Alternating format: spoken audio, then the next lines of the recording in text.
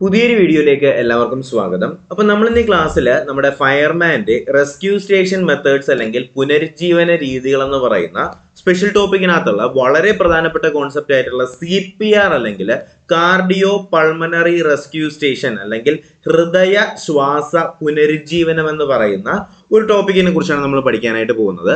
അപ്പോൾ നമ്മുടെ ഫയർമാൻ ഫയർവുമന്റെ ഒക്കെ എക്സാമിനേഷൻസ് ഇങ്ങ് എത്തിയിട്ടുണ്ട്.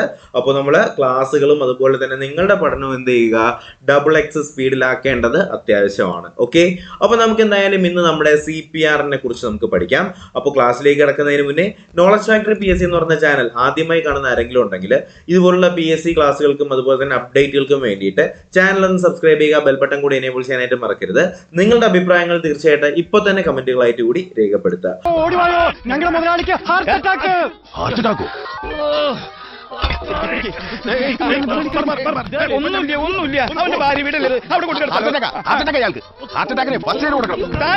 ഇത് ഞങ്ങൾ നോക്കിക്കോളാം. നീ പോയി കുറച്ച് വെള്ളം തുറത്തിട്ടോ.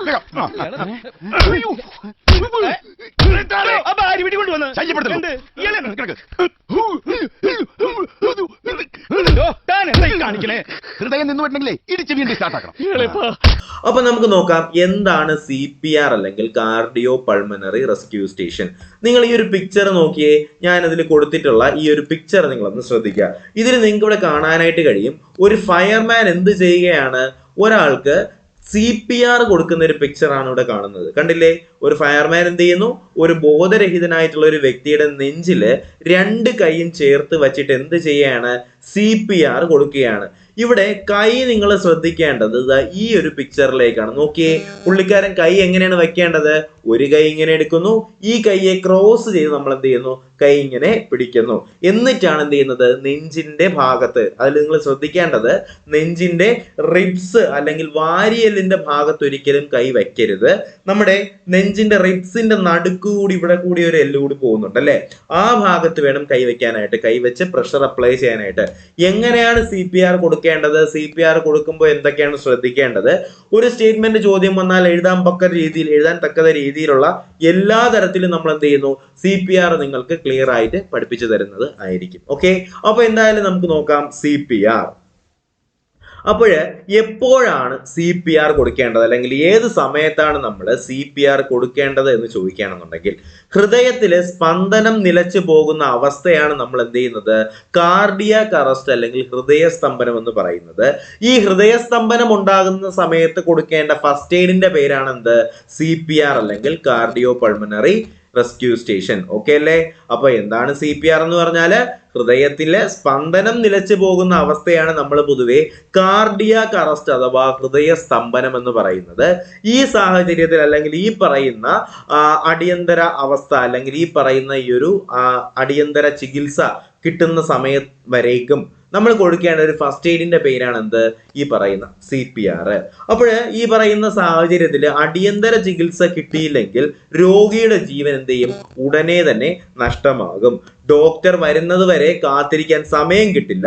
കുഴഞ്ഞു വീഴുന്ന രോഗിക്ക് പുനരുജ്ജീവന ചികിത്സ നൽകുന്ന പ്രതിവിധിയെ പറയുന്ന പേരാണ് എന്ത്, കാർഡിയോ പൾമണറി റെസ്ക്യൂ സ്റ്റേഷൻ അല്ല എന്നുണ്ടെങ്കിൽ CPR എന്ന് പറയുന്നത്. അപ്പൊ ഈ ഇടയ്ക്ക് CPRന്റെ ഒരു വൈറൽ വീഡിയോ പ്രചരിച്ചിട്ടുണ്ടായിരുന്നു. ആ ഒരു വീഡിയോ ഞാൻ നിങ്ങൾക്ക് കാണിച്ചു തരാം.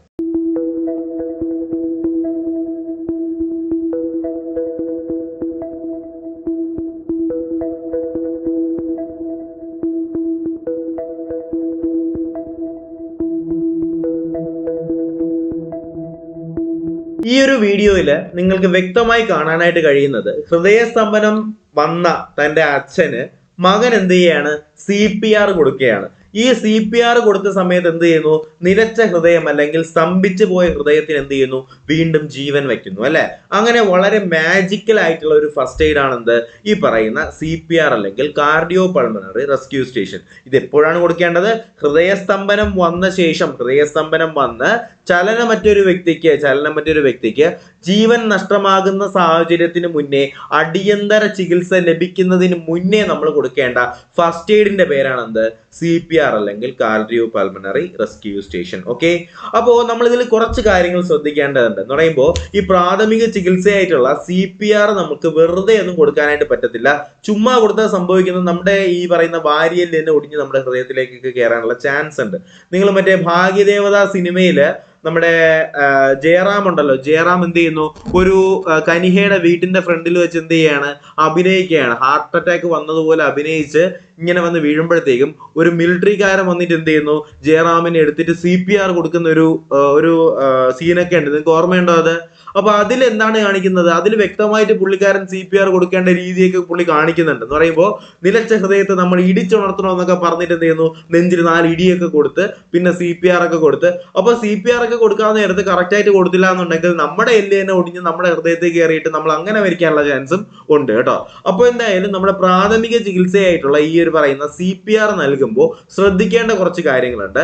അപ്പൊ അതിലേക്ക് കടക്കുന്നതിന് മുന്നേ ഒരു വളരെ പ്രധാനപ്പെട്ട കാര്യം പറയാനുണ്ട്. നമ്മുടെ ചാനലിൽ നിലവിൽ ഇപ്പോൾ ഫയർമാന്റെയും ഫയർവുമന്റെയും ക്ലാസ്സുകൾ എടുക്കുന്ന കാര്യം നിങ്ങൾക്ക് എല്ലാവർക്കും അറിയാം. ഈ ക്ലാസ്സുകളുടെയൊക്കെ നമ്മൾ യൂസ് ചെയ്യുന്ന ഡിജിറ്റൽ നോട്ടുകളും അതുപോലെ തന്നെ മെറ്റീരിയലും അതുപോലെ തന്നെ ഈ പറയുന്ന ക്ലാസ്സുകൾ കഴിഞ്ഞാലുള്ള എന്താണ് മോക്ക് ടെസ്റ്റുകളും മോഡൽ എക്സാംസും ഒക്കെ നിങ്ങൾക്ക് അറ്റൻഡ് ചെയ്യുന്നതിന് അതിന്റെ PDF കിട്ടുന്നതിന് വേണ്ടിയിട്ട് നിങ്ങൾ ചെയ്യേണ്ടത് 100 രൂപയാണ് അതിന്റെ പേയ്മെന്റ് ആയിട്ട് വാങ്ങുന്നത്. 100 രൂപ നിങ്ങൾ എന്ത് ചെയ്യുക, ഈ പറയുന്ന നമ്പറിലേക്ക് 996169627272 എന്ന് പറയുന്ന നമ്പറിലേക്ക് പേയ്മെന്റ് ചെയ്യുക. പേയ്മെന്റ് ചെയ്ത ശേഷം ഇതേ നമ്പറിലേക്ക് തന്നെ സ്ക്രീൻഷോട്ട് അയക്കുക, വാട്സാപ്പിൽ സ്ക്രീൻഷോട്ട് അയക്കുക. ഒരു കാരണവശാലും ഈ നമ്പറിലേക്ക് വിളിക്കരുത്, കിട്ടത്തില്ല. അപ്പൊ ഈ നമ്പറിലേക്ക് തന്നെ പേയ്മെന്റ് ചെയ്യുക, ഇതേ നമ്പറിലേക്ക് തന്നെ നിങ്ങൾ എന്ത് ചെയ്യുക, സ്ക്രീൻഷോട്ട് അയക്കുക കേട്ടോ. അപ്പൊ നിങ്ങൾ എന്ത് ചെയ്യും, നമ്മുടെ ഗ്രൂപ്പിലേക്ക് ആഡ് ചെയ്യും. ഇതുപോലെ തന്നെ എക്സൈസിന്റെ ക്ലാസ്സുകൾ എടുക്കുന്നുണ്ട്. എക്സൈസിനും സെയിം പ്രൊസീജിയർ ആണ്. എക്സൈസും ഫയർമാനും കൂടി വേണമെന്നുണ്ടെങ്കിൽ നിങ്ങൾ 200 രൂപയാണ് പേയ്മെന്റ് ചെയ്യേണ്ടത്. ഏതെങ്കിലും ഒന്ന് മതി എന്നുണ്ടെങ്കിൽ 100 രൂപ നിങ്ങൾക്ക് പേയ്മെന്റ് ചെയ്താൽ മതിയാവും. ഓക്കെ, അപ്പൊ നമുക്ക് എന്തായാലും നോക്കാം. പ്രാഥമിക ചികിത്സയായിട്ടുള്ള CPR നൽകുമ്പോൾ ശ്രദ്ധിക്കേണ്ട കുറച്ച് കാര്യങ്ങളുണ്ട്. അതിൽ ഒന്നാമത്തെ കാര്യം എന്ന് പറയുന്നത്, ബോധരഹിതനായ വ്യക്തിയെ ഒരിക്കലും ഇരുത്താനായിട്ട് ശ്രമിക്കരുത്. ഒന്നാതെ പുള്ളിക്ക് ബോധമില്ല, അതിന്റെ ഇടയിൽ കൂടി പിടിച്ചിരുത്താൻ കൂടി ശ്രമിച്ചാലും മറിഞ്ഞു വീണ് വേറെ പരിക്കുകൾ പറ്റാനുള്ള ചാൻസ് ഉണ്ട്. അതുകൊണ്ട് തന്നെ ബോധരഹിതനായ വ്യക്തി എന്ത് ചെയ്യരുത്, ഒരിക്കലും ഇരുത്താനായി ശ്രമിക്കരുത്. പിന്നെ എന്ത് ചെയ്യണം, ആ വ്യക്തി എന്ത് ചെയ്യുക, ആ വ്യക്തിയുടെ തലച്ചോറിലേക്ക് രക്തപ്രവാഹം കൂട്ടുകയാണ് ആദ്യം ചെയ്യേണ്ടത്. ഇതിനായിട്ട് നമ്മൾ എന്ത് ചെയ്യണം, രോഗിയെ ഉറപ്പുള്ള ഒരു പ്രതലത്തിൽ മലർത്തി കിടത്തണം. അതിന് വേണ്ടിയിട്ടുള്ള ഒരു പിക്ചറാണ് നിങ്ങൾക്ക് ഇവിടെ കാണാനായിട്ട് കഴിയുന്നത്. ഒന്ന് ശ്രദ്ധിച്ചു നോക്കിയേ. ഇതില് പുള്ളിയെ എന്ത് ചെയ്യുകയല്ല, ഇരുത്തിയിരിക്കുകയല്ല. അതിന് പകരം എന്താണ് ചെയ്യുന്നത്, പുള്ളിയെ ഒരു പരന്ന പ്രതലത്തിൽ എന്ത് ചെയ്യുക, ഇതുപോലെ മലർത്തി കിടത്തുക. അതിനുശേഷം എന്ത് ചെയ്യുക, തലഭാഗം ഉയർത്തി വയ്ക്കരുതെന്ന് പറയുന്നുണ്ട് കേട്ടോ. അത് ശ്രദ്ധിക്കുക. തലഭാഗം കണ്ടോ ഉയർത്തിയൊന്നും വച്ചിട്ടില്ല. എന്ത് ചെയ്യുക, പുള്ളിയെ മര്യാദയ്ക്ക് ഒന്ന് എവിടെയെങ്കിലും ഒന്ന് സ്വസ്ഥമായി എവിടെയെങ്കിലും ഒന്ന് കിടത്തുക. അതിനുശേഷം എന്ത് ചെയ്യുക, രോഗി ശ്വാസം എടുക്കുന്നുണ്ടോ എന്നുള്ള കാര്യം ചെക്ക് ചെയ്യുക. രോഗി എന്ത് ചെയ്യുക, ശ്വാസം എടുക്കുന്നുണ്ടോ എന്നുള്ള കാര്യത്തിൽ ചെക്ക് ചെയ്യുക. അപ്പൊ ആദ്യം ചെയ്യേണ്ടത് എന്താണ്, രോഗിയെ ഒരു കാരണവശാലും എഴുപ്പിച്ചിരുത്തരുത്. പുള്ളി എന്ത് ചെയ്യുക, ഒരു പരന്ന പ്രതലത്തിൽ കിടത്തുക. അതിനുശേഷം രോഗി ശ്വാസം എടുക്കുന്നുണ്ടോ എന്നുള്ള കാര്യത്തിൽ നിങ്ങളൊന്ന് ചെക്ക് ചെയ്ത് നോക്കുക. അതിനുശേഷം ചെയ്യേണ്ടത്, ഇല്ല എന്നുണ്ടെങ്കിൽ ഹൃദയസ്തംഭനം സംഭവിച്ചതായി കരുതി ഉടനെ തന്നെ പുനരുജ്ജീവന ചികിത്സ ആരംഭിക്കണം കേട്ടോ. അപ്പൊ എന്താണ് ചെയ്യേണ്ടത്, ആദ്യം ഇങ്ങനെ കിടത്തുന്നു, അതിനുശേഷം പുള്ളിയുടെ മൂക്കിൽ കൂടി ശ്വാസം വരുന്നില്ല എന്നുണ്ടെങ്കിൽ അപ്പോൾ തന്നെ മനസ്സിലാക്കുക അവിടെ എന്ത് സംഭവിച്ചു, ഹൃദയസ്തംഭനം അല്ലെങ്കിൽ ഹാർട്ട് അറ്റാക്ക് അല്ലെങ്കിൽ കാർഡിയാക് അറസ്റ്റ് സംഭവിച്ചതായി കരുതിക്കൊണ്ട് ഉടനെ തന്നെ പുനരുജ്ജീവന ചികിത്സ ആരംഭിക്കണം. ബോധരഹിതനായ വ്യക്തിയുടെ നെഞ്ചിൽ മർദ്ദം നൽകുന്നയാൾ മുട്ടുകുത്തി നിൽക്കുക. ഓക്കെ, നെഞ്ചിൽ മർദ്ദം നൽകണം, പക്ഷെ മർദ്ദം നൽകുന്ന ആൾ എന്ത് ചെയ്യണം, മുട്ടുകുത്തി നൽകണം, മുട്ടുകുത്തി നിൽക്കണം. എന്ന് പറഞ്ഞാൽ ഇവിടെ നമുക്ക് നോക്കാനായിട്ട് കഴിയും, ഈ ഒരു CPR നൽകുന്ന ലേഡി എന്താണ് ചെയ്യുന്നത്, മുട്ടുകുത്തിയാ നിൽക്കുന്നത് അല്ലെ, നേരെ നിൽക്കുകയല്ല, തറയില് മുട്ടുകുത്തിയാണ് നിൽക്കേണ്ടത്. അതിനുശേഷം എന്ത് ചെയ്യുക, കൈപ്പത്തിയുടെ അടിഭാഗം രോഗിയുടെ നെഞ്ചിൽ അമർത്തി വയ്ക്കുക. കൈപ്പത്തിയുടെ അടിഭാഗം അതിൽ കാണാനായിട്ട് കഴിയും, കണ്ടല്ലോ. ഈ കൈപ്പത്തിയുടെ ഈ പറയുന്ന അടിഭാഗം എന്ത് ചെയ്യുക, നെഞ്ചിൽ അമർത്തി വയ്ക്കുക. അതിനുശേഷം മറ്റേ കൈ കൊണ്ട് എന്ത് ചെയ്യുക, ലോക്ക് ചെയ്ത് പിടിക്കുക കേട്ടോ. കണ്ടില്ലേ, ഈ കൈ എന്ന് വെച്ചാൽ ഈ പോർഷൻ എന്ത് ചെയ്യുക, നെഞ്ചിൽ ഇങ്ങനെ അമർത്തി വെക്കുക. അതിന്റെ മുകളിൽ കൂടി ഈ കൈ എന്ത് ചെയ്യുക, ഈ രീതിയിൽ ലോക്ക് ചെയ്ത് വയ്ക്കുക. ഓക്കെ. അപ്പോൾ നെഞ്ചിന്റെ നടുവിലുള്ള പരന്ന അസ്ഥി എന്ത് ചെയ്യുക, കണ്ടുപിടിക്കുക. ഞാൻ പറഞ്ഞിട്ടുണ്ടായിരുന്നു നമ്മുടെ ഈ നെഞ്ചിൽ ശ്രദ്ധിക്കേണ്ടത് ഈ ഭാഗത്ത് എന്ത് വരുന്നുണ്ട്, റിബ്സ് വരുന്നുണ്ട്, വാരിയെല്ല് വരുന്നുണ്ട്. ഒരു കാരണവശാലും വാരിയെല്ലിൽ കൈ വയ്ക്കരുത്. ഈ നെഞ്ചിന്റെ നടുക്കുള്ള പരന്ന അസ്ഥി വേണം നിങ്ങൾ എന്ത് ചെയ്യാനായിട്ട്, കണ്ടെത്താനായിട്ട് കേട്ടോ. അപ്പോൾ നെഞ്ചിന്റെ നടുവിലുള്ള പരന്ന അസ്ഥി നിങ്ങൾ എന്ത് ചെയ്യുക, കണ്ടുപിടിക്കുക. വാരിയെല്ലിൽ തൊടാതെ ശ്രദ്ധിക്കുക. തൊട്ട് ശ്രദ്ധിച്ചാലുള്ള പ്രശ്നം എന്താണ്, നമ്മൾ പ്രഷർ അപ്ലൈ ചെയ്യാൻ നേരത്ത് നമ്മുടെ വാരിയെല്ല് തന്നെ ഒടിഞ്ഞ് നമ്മുടെ നെഞ്ചിലേക്ക് കയറാനുള്ള ചാൻസ് ഉണ്ട്. അതുകൊണ്ട് ഒരു കാരണവശാലും എങ്ങനെ ചെയ്യരുത്, നെഞ്ചിന്റെ നടുവിലുള്ള പരന്ന അസ്ഥി കണ്ടുപിടിച്ച ശേഷം വാരിയെല്ലിൽ തൊടാതെ ശ്രദ്ധിക്കുക.